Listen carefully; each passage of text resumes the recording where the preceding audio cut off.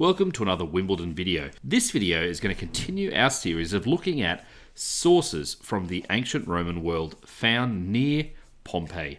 Today we're going to be looking at sources related to commerce, buying and trading goods. Some of these sources were found buried in the ground, others were found in shipwrecks. So let's have a look. This is a coin that was issued by Quintus Nasidius. It's a silver coin and it's from 43 BC, and it was issued to celebrate the prowess of the Roman navy. We're thinking specifically here of Pompey the Great and his son Sextus Pompeius, and Nasidius served under them.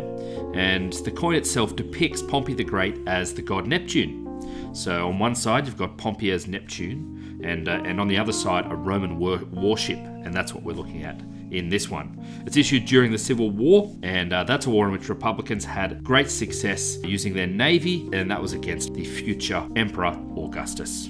The next coin we have appeared about 20 years after the Quintus coin, and it was released by the Emperor Nero. This was to celebrate the completion of Portus at Ostia. In other words, Claudius began work on improving the port just north of Ostia because he really wanted to see Rome's food supply improved. He wanted ships to be able to come in a much easier, quicker fashion, full of grain. And so he built this huge basin, protected it with two curved moles, and put a lighthouse there so that ships wouldn't get wrecked on the rocks. And this coin depicts merchant ships, and this ship depicts merchant ships coming into that new harbour, which was completed by Nero, hence the coin being delivered by him. The god of the harbour, with a bit of a rudder, reclines below those ships. This coin was lent by the Museum of Ancient Cultures at Macquarie University. Another source that we can find when we're looking at commerce in the ancient world are lead ingots. An ingot is like a bar. Now, lead wasn't a particularly luxury kind of metal in the ancient world, but it was widely used because it was malleable. In other words, you could beat it, it didn't break, it wasn't brittle, it also had a low melting point. These ingots, these four here that we see, are four of 102 lead ingots that were found on the Comacchio shipwreck when it was uncovered.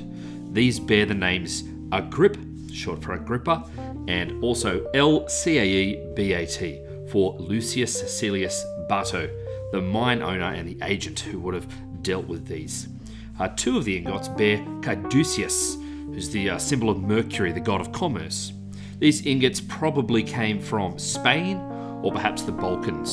Pliny tells us in his Natural History, book 34, he says, "The lead we use in the manufacture of pipes and sheets is mined with considerable effort in Spain and the Gallic provinces. In Britain, however, it's found on the surface in such large quantities there's a law limiting production."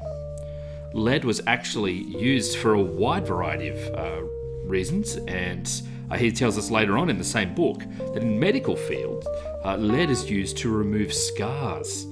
Because of their coldness, lead plates are applied to the lower regions and kidneys to check excessive sexual appetite. There you go. It also says Nero, whom the gods were pleased to make emperor, used to make a lead plate on his chest when singing loudly, and so demonstrated a way of conserving his voice. So there you go, some of the ancient world's many uses for lead. We know now, obviously, that lead poisons everyone who uses it. Good times.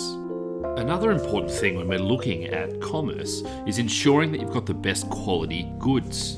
And one of the best goods was marble.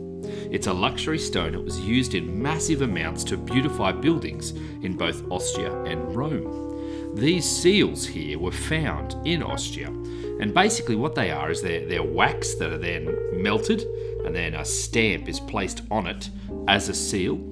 And these were seals which basically said to people, these marble blocks are imperial property. In other words, they're owned by the emperor, they're from the emperor's own quarry, and therefore they have the portrait of the emperor on them, and hands off. Thanks heaps to the Antiquarium Ostensia who lent us these. Next we have another reproduction. This is made from plaster, and it's a reproduction of a votive relief which is depicting once again the port at Ostia. What's happening here? There's a lot happening. We've got passengers on the deck of a merchant ship. They're offering thanks to the gods for their safe arrival, and the ship is docking, it's unloading its cargo, and there's a whole bunch of buildings there, one of which is the lighthouse built by Emperor Claudius. The ship's decorated with paintings and in caustic. It's described as a new fashion by Pliny. This is obviously a modern reproduction. The original was found near the temple of Liber Pater, who's the god of wine. And in this relief, if you look in the upper right corner, you'll see the god himself. This was lent very nicely by the Musei del Nevi Romane di Fiumicino. I'm pretty sure half of Italy is going to come and find and hunt me down for my slaughtering of their beautiful language. My apologies.